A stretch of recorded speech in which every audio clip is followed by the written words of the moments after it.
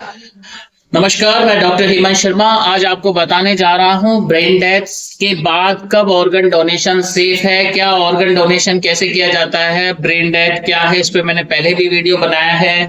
और brain death के बाद ऑर्गन डोनेशन क्यों करना चाहिए, इस वीडियो के माध्यम से हम पूरा समझेंगे कि क्या इंपॉर्टेंट है। तो मैं पहले ब्रेन डेथ को आपको वापस से बताऊंगा इस वीडियो में, ताकि आप पूरा अच्छे से समझ सकें ब्रेन डेथ क्या है, ऑर्गन डोनेशन क्या है, कब एडवाइस किया जाता है और ये क्यों अच्छा है। तो पूरा समझते हैं इस वीडियो में। अगर कोई भी पेशेंट है, उसको डॉक्टर्स ने ब्रेन डेथ डिक्लेयर कर दिया है, तो ब्रेन डेथ एक डॉक्टर डिसाइड नहीं करता, 4 डॉक्टरों की कमेटी मिलके बताएगी कि पेशेंट को ब्रेन डेथ हुआ है। ब्रेन डेथ एक टर्म नहीं है कि मैंने तुरंत बोल दिया he is a brain death, ऐसा कुछ नहीं होता। इसके क्राइटेरियाज हैं, जैसे कि पहले पेशेंट को असेस करेंगे। सबसे पहले मैं डेफिनेशन बताता हूं कि ब्रेन डेथ है क्या। तो डेफिनेशन ये कहती है कि complete and irreversible loss of all brain functions with brain stem function, मतलब ब्रेन स्टेम का फंक्शन रुक जाए, ब्रेन का फंक्शन रुक जाए, और एक्सक्लूडिंग ऑल फैक्टर्स जैसे कि हाइपोथर्मिया। अगर आपका 32 डिग्री सेल्सियस से बॉडी टेम्परेचर नीचे है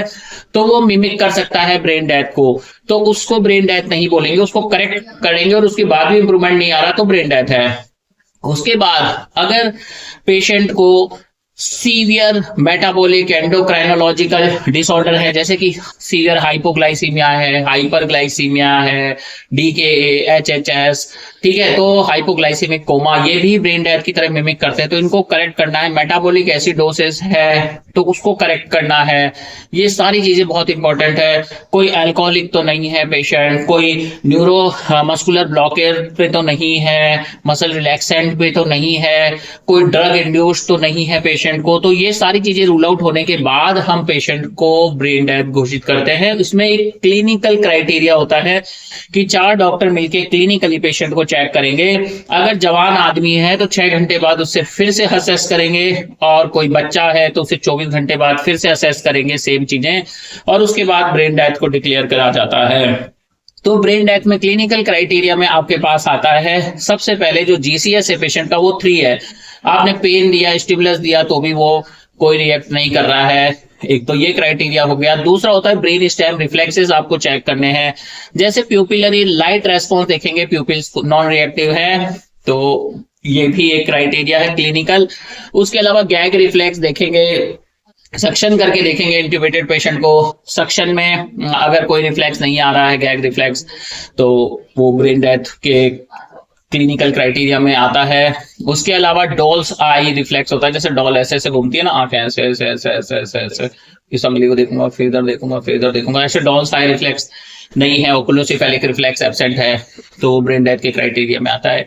एक एपनिया टेस्ट होता है कि पेशेंट को वेंटिलेटर से हटा के आर्टिफिशियल वेंटिलेटर से 100% ऑक्सीजन हम पेशेंट को देंगे, तो उसमें 8 मिनट तक चेक करते हैं। अगर कोई अरिथमिया नहीं है, पेशेंट अनस्टेबल नहीं हो रहा, हाइपोक्सिया नहीं हो रहा, तो उस टेस्ट को कंटिन्यू करते हैं, और उसके बाद भी सेल्फ रेस्पिरेशन नहीं आ रहा तो वो भी एपनिया टेस्ट पॉजिटिव है। ये भी ब्रेन डेथ को डिस्कवर करने में हेल्प करता है। एपनिया टेस्ट हम उसी में कर सकते हैं जिसका बीपी 90 प्लस हो, मीन आर्टेरियल प्रेशर 65 प्लस हो, पेशेंट स्टेबल हो, उसका SpO2 95 प्लस हो, partial pressure of oxygen patient का 100 हो, ठीक है, तो ये टेम्परेचर पेशेंट का 36 से अबाव हो, नॉर्मोथर्मिया हो, ठीक है, हीमोग्लोबिन 7 to 8 हो।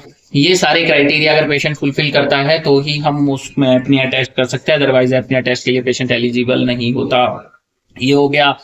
उसके बाद भी हम अगर पेशेंट फिर रूल आउट करते हैं कि कोई ड्रग तो नहीं ले रखा, कोई अल्कोहल इंड्यूस तो नहीं है, कोई हाइपोथर्मिया तो नहीं है पेशेंट को, कोई मेटाबॉलिक एंडोक्राइन डिसऑर्डर तो नहीं है, कोई एडिशन क्राइसिस तो नहीं है, कोई मिक्स एडिमा कोमा तो नहीं है ना, हाइपरग्लाइसीमिया तो नहीं है, ये सारी चीजें रूल आउट कर दी, मेटाबॉलिक एसिडोसिस नहीं है, फिर हम उसको क्लिनिकली ब्रेन डेथ समझ सकते हैं। अब होते हैं एंसिलरी टेस्ट, जिसमें हम इन्वेस्टिगेशन से डिसाइड करेंगे। तो इन्वेस्टिगेशन में EEG हम करके देखते हैं, जिसमें फ्लैट लाइंस होंगी, कोई ब्रेन की एक्टिविटी नहीं होगी।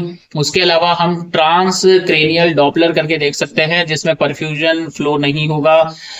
उसके अलावा सीटी एंजियो भी कर सकते हैं और कोरोनरी एंजियोग्राफी भी कर सकते हैं, जिसमें परफ्यूजन एब्सेंट होगा। तो ये ब्रेन डेथ का क्राइटेरिया होता है।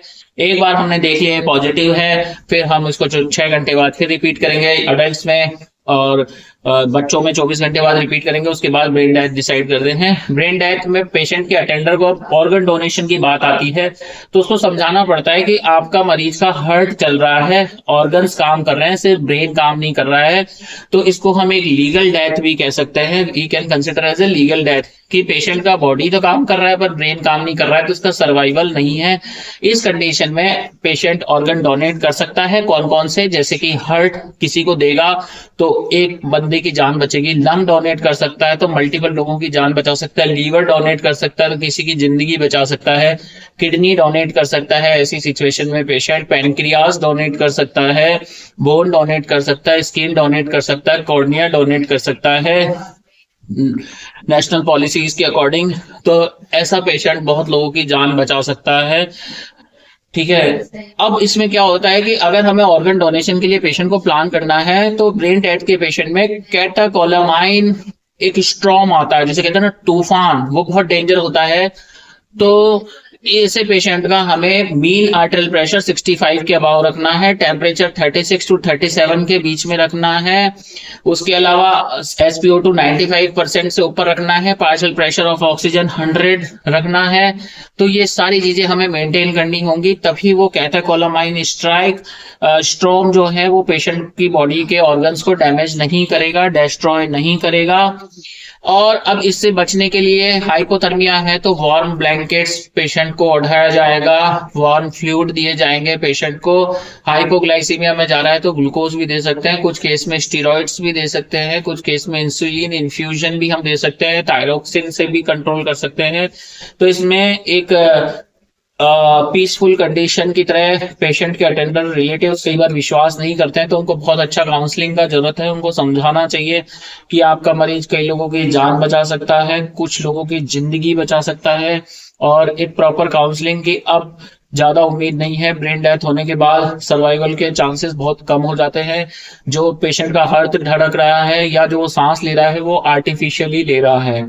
ठीक है, एक होता है कार्डियक डेथ, एक होता है ब्रेन डेथ। कार्डियक डेथ में क्या होता है कि हार्ट रुक जाता है तो बहुत सारे ऑर्गन्स भी डैमेज जल्दी होते हैं, तो ऑर्गन डोनेशन इतना अच्छा हो नहीं पाता है। पर ब्रेन डेथ के अंदर चांसेस होते हैं कि मैक्सिमम ऑर्गन डोनेट किए जा सकते हैं। तो ये एक बहुत ही सैडफुल कंडीशन है। तो इस रियलिटी को समझना बहुत जरूरी है कि ऑर्गन डोनेशन कैसे हेल्प होगी। तो थैंक यू, धन्यवाद।